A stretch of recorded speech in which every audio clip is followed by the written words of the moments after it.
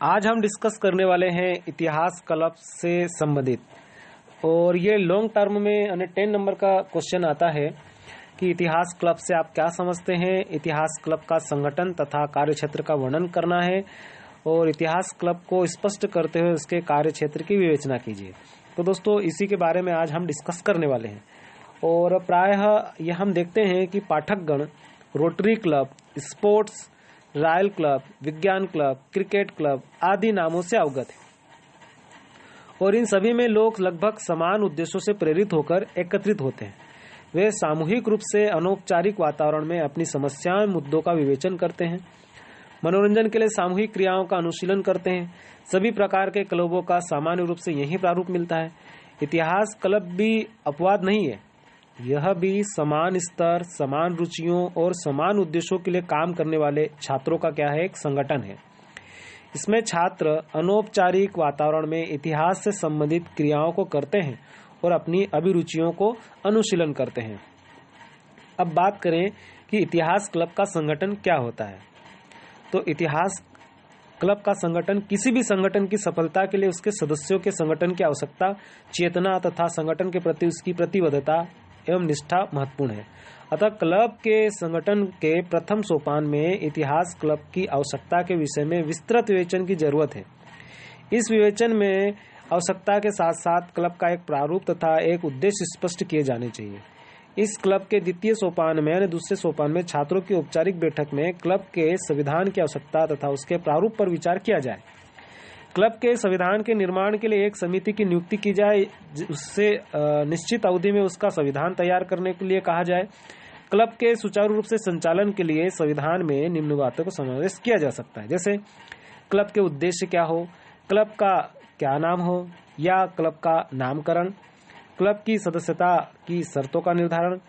इसमें जो कुछ बातें हैं उनको हम क्या कर सकते हैं, शामिल कर सकते हैं, जैसे किस किस कक्षा के छात्र क्लब के सदस्य होंगे, सदस्यता किन छात्रों को प्रदान की जाएगी, लगातार सदस्य बने रहने के लिए छात्रों को क्या क्या शर्तें पूरी करनी होगी, सदस्यता का निरस्तीकरण किन परिस्थितियों में हो सकता है, कब, कहां और कितने अंतर से क्लब को बैठकों का आयोजन किया जाए, प्रति सदस्य कितना शुल्क एकत्रित किया जाए, क्लब के कार्य क्षेत्र का निर्धारण किया जाए, क्लब के पदाधिकारियों का निर्धारण तथा क्लब के पदाधिकारियों का चुनाव कितने समय बाद किया जाए, क्लब के पदाधिकारियों की योग्यता, कार्य, अधिकारियों का निर्धारण, क्लब की अर्थव्यवस्था के साधन क्या क्या होंगे, ये बात है। तो क्लब का कार्य क्षेत्र। इससे पहले दोस्तों हमने एक ही बात कही थी कि भाई क्या होता है कि बहुत सारे क्लब मिलेंगे पाठकगण, जैसे पढ़ने वाले, rotary club, sport club, royal club, विज्ञान क्लब, क्रिकेट क्लब, ये सब होंगे। तो इनका क्या होता है कि सभी में लोग क्या करते हैं, इन सभी में समान उद्देश्यों से प्रेरित होकर इकट्ठे होते हैं और सामूहिक रूप से अनौपचारिक वातावरण में अपनी समस्या, मुद्दों का क्या करते हैं, विवेचन करते हैं। मनोरंजन के लिए भी सामूहिक क्रियाओं का अनुशीलन करते हैं। सभी प्रकार के क्लबों का सामान्य रूप यही माना जाता है। और यहीं पर यह भी क्या होता है कि यह भी समान स्तर, समान रुचियों और समान उद्देश्यों के लिए काम करने वाले छात्रों का क्या माना जाता है, संगठन माना जाता है। कि क्या, जैसे इतिहास को पढ़ना है, इतिहास में जिन लोगों को ज्यादा इंटरेस्ट है तो वो क्या करते हैं, उनका ये सबका लेवल साथ में होता है और इंटरेस्टेड लोग होते हैं, समान रुचि होती है, समान उद्देश्य होते हैं, उनके लिए जो काम करने वाले छात्रों का संगठन है, इसको हम क्या बोलेंगे, क्लब, इतिहास क्लब के नाम से जानेंगे। अब बात करें कि क्लब का कार्यक्षेत्र कितना होगा। तो सबसे पहले जैसे बात की जाए तो अतिथि वक्ताओं को आमंत्रित करना, दूसरा सामाजिक उत्सवों का आयोजन करना, तीसरा इतिहास संग्रहालय को तैयार करना, चौथा है इतिहास का बुलेटिन बोर्ड का आयोजन करना, पांचवा है निबंध पाठ यानी पेपर रीडिंग और सेमिनार का आयोजन करना, छठा है क्विज प्रतियोगिता, शब्द खोज यानी वर्ड सर्च आदि का आयोजन करना, सातवां है पर्यटन आयोजित करना होता है। तो आगे हम बात करें अतिथि वक्ताओं को आमंत्रित करना। क्लब सामाजिक क्षेत्र के विभिन्न लोगों जैसे डॉक्टर हुए, नर्स हुआ, सर्वेक्षक हुआ, कृषि अधिकारी हुआ, इंजीनियर हुआ, पुलिस विभाग हुआ, इन सभी को क्या करता है, आमंत्रित करके उन्हें व्यवहारिक ज्ञान में वृद्धि कर सकता है। साथ ही उसको समाज के वास्तविक जीवन से जोड़ने में महत्वपूर्ण भूमिका अदा कर सकता है।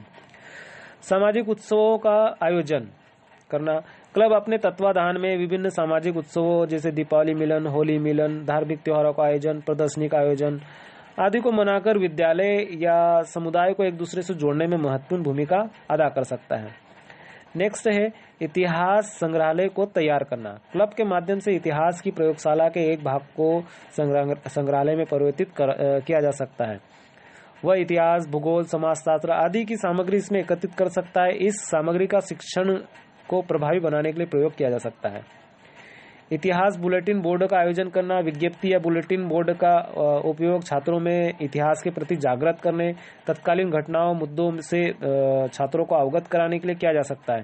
साथ ही छात्रों की दिन प्रतिदिन की खबरों से अवगत कराया जा सकता है। इसका प्रयोग शिक्षण के पूरक के रूप में किया जा सकता है। इसकी व्यवस्था के लिए 2 समितियों का निर्माण कर लेना चाहिए। एक समिति प्रदर्शित करने योग्य सामग्री का चयन करेगी, दूसरी समिति चयनित सामग्री के प्रदर्शन का भार वहन करेगी। निबंध पाठ तथा सेमिनारों का आयोजन, जैसे क्लब के तत्वाधान में निबंध पाठों का आयोजन किया जा सकता है। साथ ही सामाजिक अध्ययन के विभिन्न मुद्दों पर लघु सेमिनारों का आयोजन किया जा सकता है। इनके माध्यम से छात्रों को विचार विमर्श, चिंतन, स्वास्थ्य, स्वतंत्र निर्णय करने आदि शक्तियों के विकास में सहायता प्रदान की जा सकती है। छठा है दोस्तों क्विज प्रतियोगिता, शब्द खोज आदि का आयोजन। इनके आयोजन से छात्र के व्यवहारिक ज्ञान के साथ साथ भाषा की शब्दावली में भी वृद्धि की जा सकती है।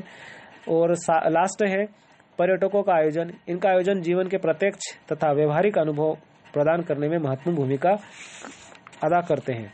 तो दोस्तों हमने इसकी परिभाषा देखी कि समान स्तर, समान रुचियों और समान उद्देश्यों के लिए काम करने वाले छात्रों के संगठन है ना, उसे हम क्या कहेंगे, इतिहास क्लब कहेंगे।